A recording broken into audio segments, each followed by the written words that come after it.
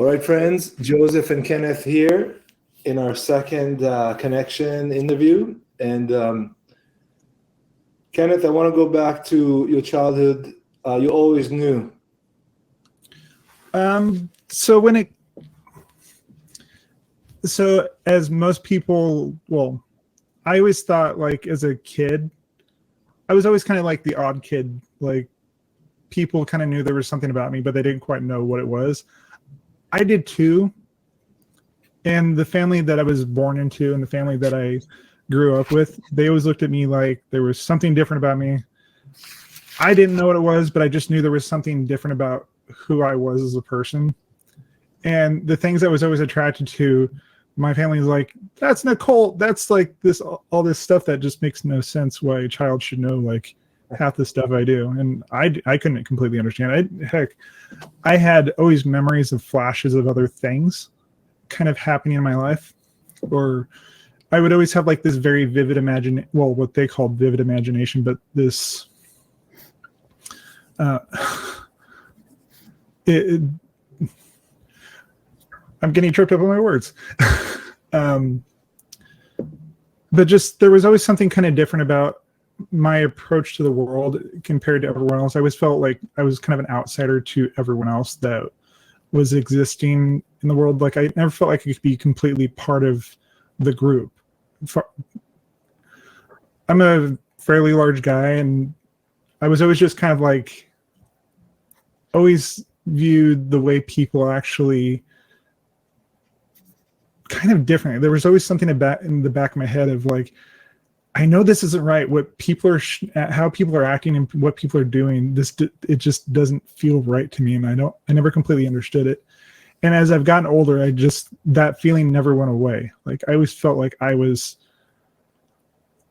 in the world, but not part of it. Like, I was actually someone, like, there was always like this wisdom in the back of my head that was always speaking to me, like kind of hinting to me, guiding me to go a different direction. And because I always had that wisdom there, I was able to function differently than everyone else around me.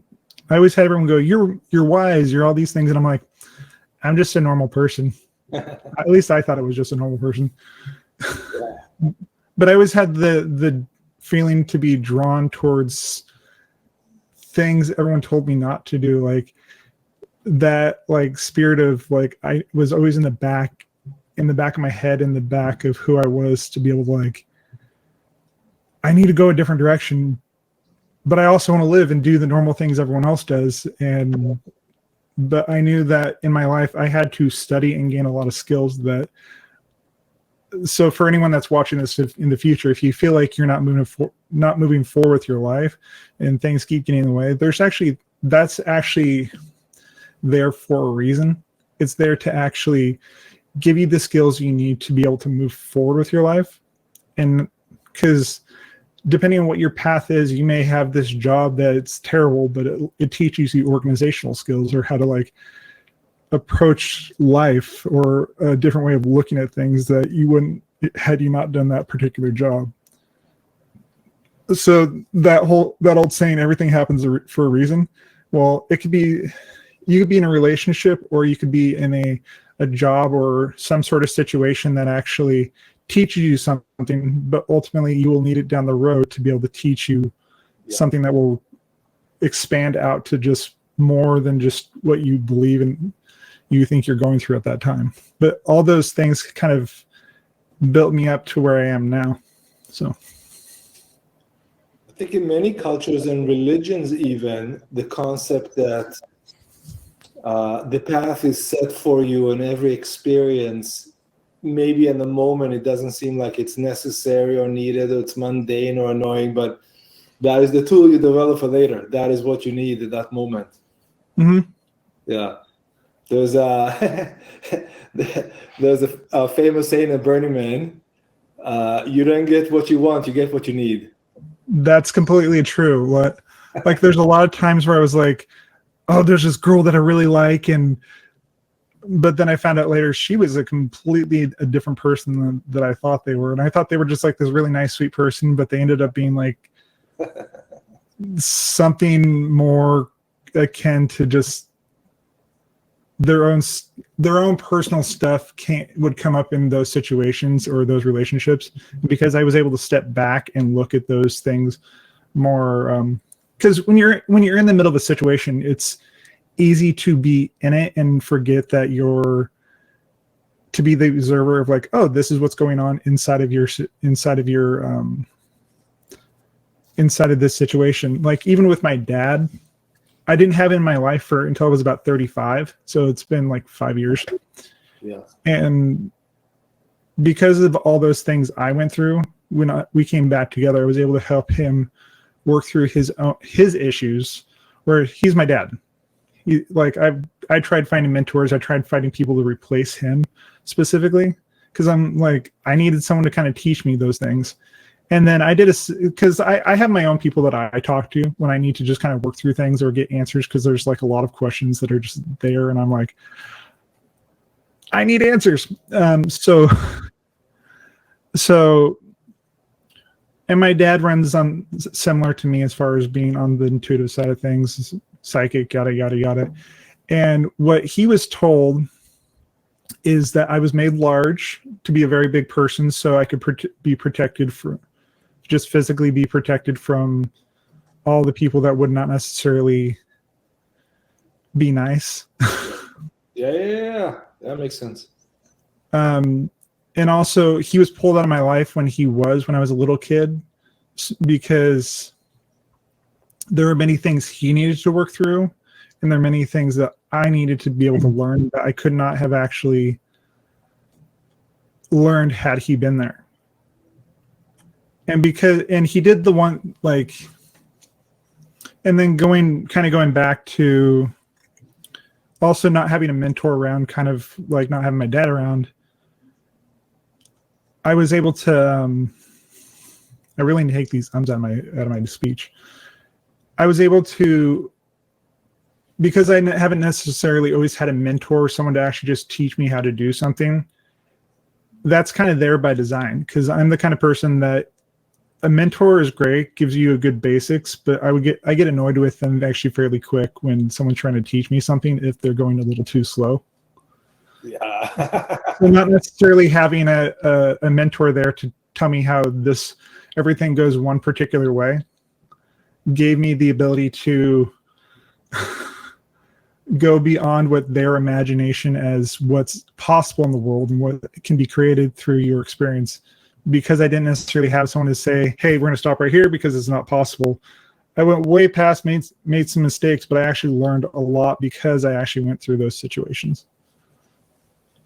Yeah, you only learn from mistakes. You don't learn from successes. There's really nothing to learn. Like it works. Like one of the teachers inside my dance community here in Portland, what he has said, and I took this to heart. Like, even though I didn't have him as like just a teacher, I asked him a thing about timing years ago, is don't do it till you can't get it wrong. Do it till you can't get it. Don't do it till you can get it right. Do it till you can't get it wrong. Like, practice. Do those things that show up in your life that seem hard and they seem like a struggle to begin with. But after you've done them for a while, you will understand all those things that will actually are there to actually help you succeed if you practice the things that you need to practice first. That way, when you move into the situations where you don't necessarily understand what's going on, you'll be able to grow much faster because you understand and have that strong basics in place. Like, all those things that happened in my life were there to teach me skills, and now I can build and grow and make anything that I want to. Like, my world is kind of like, I'd like to say my world is malleable. Like, the way I look at reality is much more, it's like clay. When you have the proper consistency, you can shape and mold it into whatever you want it to. But it takes practice to knowing the different tools in order to actually create your reality. So going back to me as a child, because I had that instinctual understanding that was always in the back of my head, I was able to actually just kind of, because I don't have kids, I don't have anything to stop me from actually going and doing things. I just get interests, so I go and explore those interests, and what I learn from those interests carry out into a lot of other things. Like I know how to do paint. I know how to paint. That's I've done a lot of that. I've been like, I know, because I've been able to actually explore all these different things about me. I would at this point, I would love to have a family. I would love to have to add that to my experience, and that's kind of always in the back of my head. And I know that when I reach the point where it's relevant for me to have that in my life, that will happen. So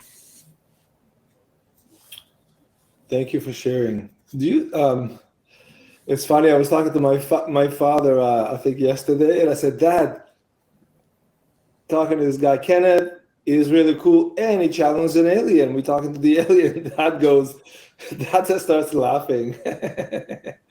yeah. Well, like a different generation. But I think there is an openness to everything, and also openness from the older generation to accept the generation they created, us in our case, or like younger and younger. Yeah. For what it is, the notion of you got to grow up and go to school and do the university or whatever and get the job and get married. But that used to be their world, and they judged and valued everything based on that notion, on that norm. And here we are, two rejects of life, or maybe artists, if you like. Yeah. With a whole other notion, surviving nonetheless. Well, there's more than one. Like, I feel like people get stuck in the old paradigms, the old ideas that life has to be one certain way. Because we're shifting into a higher frequency and a higher realities. So what we're going to experience and the world we're going to experience is going to be different, and the way that people live their life is much more in line with being present and able to actually exist in society without needing to exist in such a way that you have to work your whole life and not go out and experience life. Because frankly, in the modern world, in the way things are currently, most people spend their entire life just working. Yeah. I view that's kind of like a waste. When I told people that I used to work with at an old job at a steel mill, because I've done a lot of different jobs in my life. When I told them that I only want to work maybe 20 hours a week, 10 to 20 hours a week, they laughed at me because I didn't want to work that much. And I laughed at them because they spent their whole life they've based their whole life around their job, and the value they get in the world comes from their job. Where me, I've based my personal value on what I can bring to the world, not necessarily just my job. Going back to what you said just earlier now, the experience comes as you need it, so to speak. Mm-hmm. What if I play with this? Okay, you know what? Screw it. I'm just going to get myself into like serious trouble, and that's the experience. Well, from a higher level, you do those things. You choose to have the experience of being in jail because that's the thing that can serve you best. You don't necessarily have to be you don't know if those experiences still show up in your life. Say, I don't need to have this experience. Well, if it keeps showing up in your life for you to continually have these experiences, they're going to keep showing up. Like for me, my dad was homeless for a good portion of my life, and I was always afraid that was going to happen to me as well. So I got a one-way plane ticket to New Orleans, and I spent a summer down there. I ended up being homeless on the streets in New Orleans for a summer, which was fun. Like, I had some adventures. It was also kind of scary at times. What I did, because I knew I wasn't going to stay there. I knew deep down I wasn't going to stay there. But what I learned from the experience is that I will always take care of myself, and I will also always be able to talk my way in and out of situations, because that's a skill that I have, to be able to be well spoken enough to actually talk to people that I shouldn't be in those situations, but like I'm there. Well, maybe what if someone comes and says, look, I gotta do the job, I gotta do the 40, 50, 60 hours a week to pay the rent, the food, da da da da da. Yeah. Like, where do you draw the line? Well, it depends on what's relevant for the person. Because if you have a job where you don't necessarily make enough, you always got to be able to cover your basic needs, be able to cover what you need to make in life, and what you do with your life. You need to be able to actually have those things in place so you can live. And if you I've gone through some really tough situations in my life where I haven't necessarily been able to eat, where I've been kicked out of places because I was working for people that didn't treat me well. And I've always just done what was necessary for me in those times to be able to actually live and grow and be able to put forth what I and everyone else needs to get the job done. Whereas I've been at jobs where people told me not to move forward, not to put too much work into it because it would make them look bad. That's not my problem. I did what was necessary to put myself in the position to be able to live the life I want to. And I have worked 60-hour weeks before, and I was miserable. I like having more free time. So I've built my life around being able to do what I want when I want to do it instead of having to constantly work 60 hours a week. But that's relevant for me now, not where it was 20 years ago. That's the exact definition for abundance or richness that I use is I do what I want when I want. The ability to do what you need to do when you need to do it, period. Yeah. Nothing to do with money or anything else. No, that's the best. Absolutely.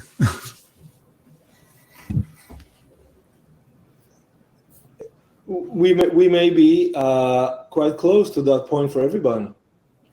Well, I know that's gonna actually take years down the road to actually happen. Like, it's not necessarily something that needs to happen for everyone. Like, there's always going to need to be people doing different jobs. Like, I know there's robots coming in and taking a lot of lower level jobs, but that's going to free people. I know those are usually like the entry level positions for a lot of people. But those AI or those robots that come in and do those different jobs, they're there to actually free up people to be able to pursue different things. Like, I know we're all going through a rough situation right now with how reality and all of our lives are kind of like coalescing and moving around. Ultimately, it will end up in a positive place. It's just being able to define those experiences to know that it's going to happen in that way, and not just hoping and praying that, I hope that I can live my life how I want to, but putting yourself in the situation and doing your part of the work, and not just expecting God or spirit or anyone, like whatever you want to describe it, or whatever you want to describe it, or who you just expect everyone else to do it. You have to put the work in yourself. It's not just like pray and then something shows up. Well, it's that old saying of like this man is on top of a house, and he prays to God and says, "Oh, please come and save me from this flood. Please pick me up and take me out there." And then a boat, like an hour, half hour later, a boat rolls by and goes, "Hey, come here. You want to get on the boat and we can get out of here?" He's like, "No, I'm waiting for God." And the boat takes off. And then a few minutes later, another boat comes by. "Hey, get down here. We're getting out of here." And the water's still rising in this flood. And then finally the water gets up and the guy dies, and he goes to heaven. He goes, "God, why didn't you help me get off that roof and be out in the world and save my life?" He goes, "Well, I sent you 2 boats." But you have to do, like, that's what it comes down to. Like, when those things show up in your life, recognize them as opportunities versus seeing them as like expecting God to show up. Like, all those tough situations I was in my life, I did my work. I did, like, even when it was through tough situations that were telling me to go a different direction, that was the job. That was what I needed to do for that time. Yeah, I get it. I've heard that story in various formats, but it's always the same story. It's like there's your chance, there's your opportunity, but you have to take upon it. And you know, we're in the physical world. You got to do it. You got to get up and do it. You have needs in the like when you're in spirit and non-physicality, you don't need to eat. You don't need shelter. You can just go places as you need to. You can just transport. People forget that, especially I find that especially in like side of spiritual communities, people get like this whole floaty idea of like, oh, I'm better than everyone else because I'm spiritual and all these other things. And it's like, yeah, but you still got to pay your bills. Yeah. Like you're in physical reality, you're going through a process, you're going through the experience of living. So you still got to pay, you guys still got to do the things that come along with being physical. There's another concept, I think my father told me about. He said, you know, like you may have some kind of destiny or like a mission in life that you don't even know what it is. Mm-hmm. Some way during your life, you'll fulfill it. And it could be that you cross the road and you stop some car from driving and going over someone who's like, you know, get the cure for cancer, whatever it is.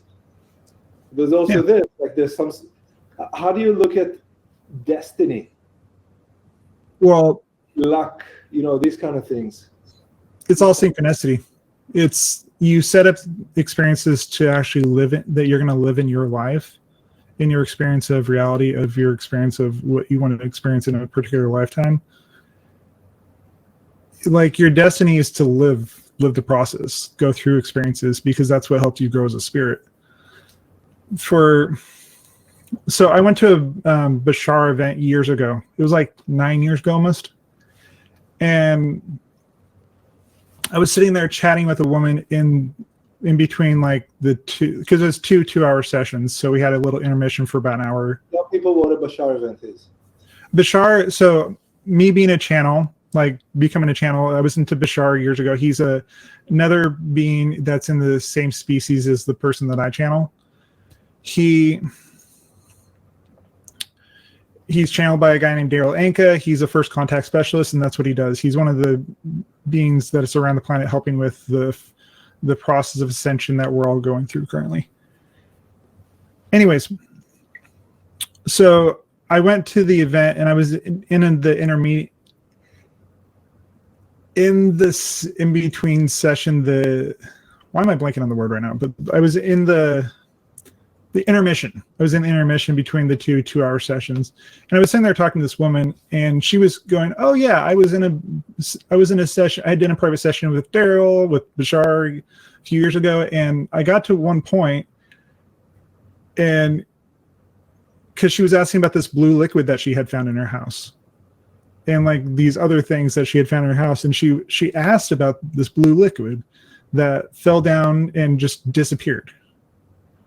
And then also she was asking him all these questions, and in the process of like asking these questions, Bashar turns to her and goes, "This is not for us to answer. Another being will answer this question for you."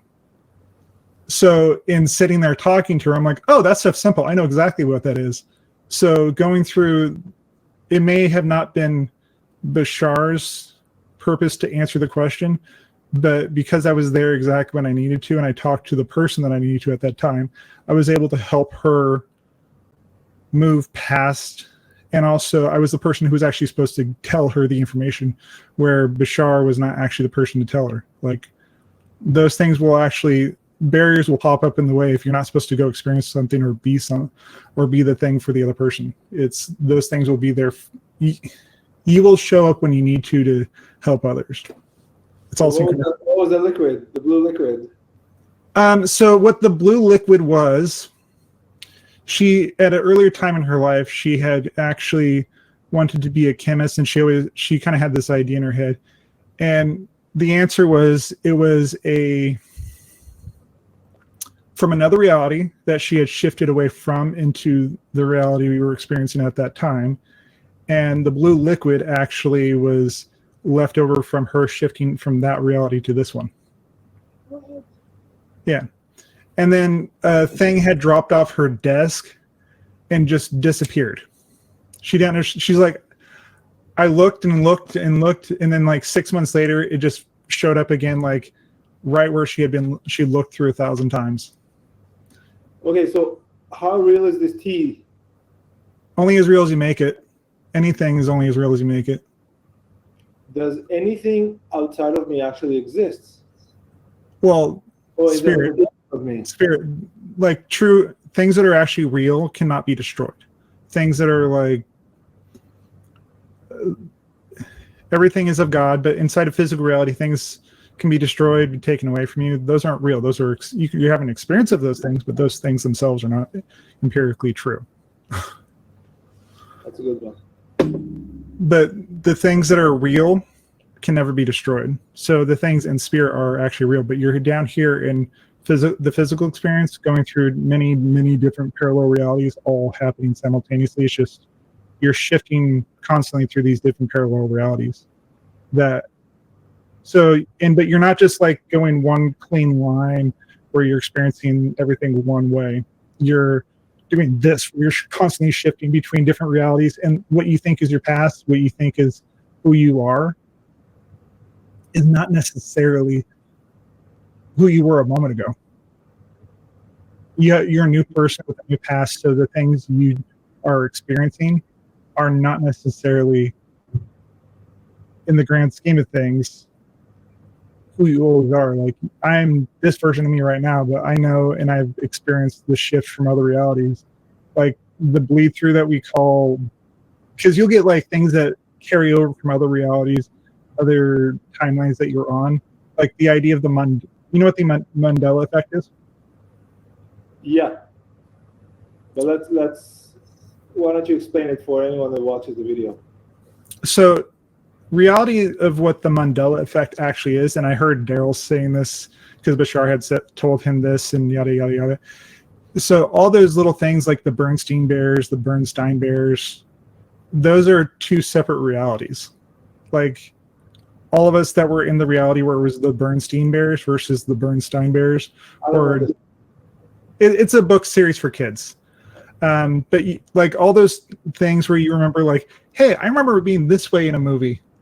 But when you go back to it, it's different. It's you remembering the other reality that you were in, that we shifted to this reality where it's... Didn't someone die at home or in jail?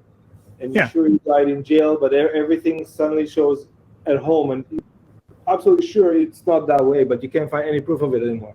Oh, I've had that actually happen in my life multiple times where I'm like, that's not right. Okay. And just at this point, because I know how the shift happens and pretty automatically, if I just kind of keep track of words and things to realize that I've shifted in a different way. Like I've had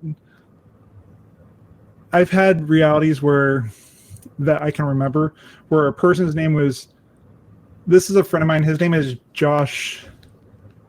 Well, the way I met him and the way I learned his name was Molyneux, Josh Molyneux. He's a musician. And the way it's actually pronounced is Moffin.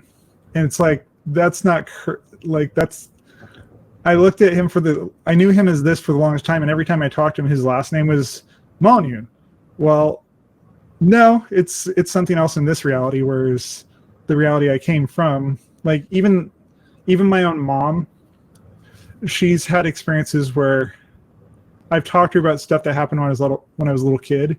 The two realities that we both come from are different, because there was this one experience that I had when I was a kid where I picked up my cat Boots. He was this bicolor black and white cat, where I made him do a moonwalk, and he laid down in the hall and died. This was my cat growing up. I remember doing this. Like, this happened to me. Like I think it was like 4 or 5 when this happened, and my mom remembers that it was my sister did this. No. This was me that it happened, because the reality she came from, that happened to my sister. The reality I came from, I was the one that it happened to. So it's like these convergence of different realities. So, okay, so does that mean that we each a real existing independent being sharing a reality, or is it that I project everything or I live in a certain time-space reality, and then I go to the next reality, which the cat didn't die with me, but with my sister? Well, it's both. It's both. Because you have you have your personal reality that you live in, and then you have a consensus reality where you have the experience of what we're doing right now. We're actually having the experience of connecting in this way, but also we have our own separate realities that we exist in, where you're like, I knew this road was named this, but you go back, it can happen in a flash where you're like, oh, the name just changed. But it's your frequency determines which reality you're in. So you may be down here in experiencing reality down here, but this also exists where reality is happening here, but you've made a frequency shift to where reality shifted. Do you remember in the Matrix, if you've seen the glitch in the Matrix with the black cat showing twice? Well, yes, I've seen the Matrix many times. That was one of my favorite films growing up. But that's kind of the glitch in the Matrix. Like, it's just bleed through from another reality where you remember things being a different way. Like, it's not so much that your body shifts realities, it's actually that your consciousness is shifting to a reality that matches. Your consciousness shifts to a reality and a body that matches your personal frequency. So you're actually constantly shifting all the time. I saw what's his name? Tom Campbell. He's a professor of physics, and he works or runs the Monroe Institute. You know, where Monroe, who was the here, studied the astral projection, all that research. Yes. So the Tom Campbell, he calculated that we shift something like 22 billion or trillion times a second. Mm-hmm. It's as if the universe is popping 22 million or billion or trillion universes, realities, frames of reality that we shift through every given moment. Well, have you ever heard of the prime radiant by chance? Prime? The prime radiant. No, but I want to write it down. Okay, so the idea of the prime radiant is in a void where there's nothing exists but one particle, because there's nothing else in that actual that void where nothing else exists besides that one particle. It can move at infinite speeds. It can move so fast that it appears to be next to itself, and then it can appear to be over and over and over again and at different frequencies, different speeds. So the reality that you're matching is the particular speed that the actual one particle is actually existing in, and you shift to a reality that matches the particular frequency that you're at that moment. And that I did hear about it, but then that particle starts, so it can move this way to 1D dimension, then it moves this way, 2D dimension, 3D dimension, and then it starts to really, and everything we see is that one particle moving at infinite or simultaneously speed to create everything here. Yes. The particle is also the pen or anything. Well, that goes back to the idea of I am, the old saying, I am that I am. You're what you say, and when you can, Yeshua, Jesus, whatever you want to call him, because he so fundamentally understood this one understanding, this one principle of saying, he could never see himself outside of anything else, because he inherently understood that he was everything, that he was all that is in existence. He had gone through many experiences of enlightenment throughout his lifetime, even though it wasn't really that long. He had reached the point where he didn't see himself as separate from anything else. He was able to actually fully embody the idea that he was everything in his reality. I am that I am, in a way, it's the first disclosure, if you will. Yes. That's the bush. Yes. speaking, I am that I am. It's like that's the first disclosure right there. Well, the burning bush that they have in the Bible where they talk about that was actually just, so if you were to take who you are right now and go back to someone 200 years ago, you would be glowing to them because you're operating on much higher frequency than they are. So what Moses saw, the burning bush in the Bible and all that stuff, and those stories, it wasn't actually the bush was on fire. He was in contact with a high frequency being that just seems so bright because the person was at such a higher frequency to him at that time. Yeah. That's a good one. I see it. Yeah. What last question for this segment? All right. From me. Let's say you meet a kid, boy, girl, doesn't matter. 8, 9, 10 years old, 7, whatever, like around that age, grade school. What would you tell them? I mean, we just talk about doing what I want when I want, being able to live my life, being able to experience, shifting through challenges and experiences also shifts my physical reality. The blue liquid goes away. What like if you meet another kid like us, what would you tell him? It's not what you want to do, it's what you need to do when you need to do it. There's a difference when you're coming from a state of want, that is, it's coming from a state of lack. So coming from a state of I'm doing what I need to do when I need to do it versus what I want to do when I want to do it. Sometimes those things that you want don't necessarily line up with what you need. Never. So what I would actually tell a child, and if I ever have kids at some point, this will be the thing that I would raise them with knowing from a young age, so they would carry it with them throughout their entire life, is you're as powerful as you need to be to create whatever you need without hurting someone else. Say it again. You're as powerful as you need to be to create whatever you need in your life without ever needing to hurt someone else or steal or do something negative. I love it. You're as powerful as you need to be without harming anyone else. No, it's you're as powerful as you need to be in order to create whatever you want in your life or have in your life without needing to hurt or harm someone else. I see. In order to create what you want without hurting others. Very good. Yeah. Okay. On that note, thank you, Kenneth. All right. Stay online with me.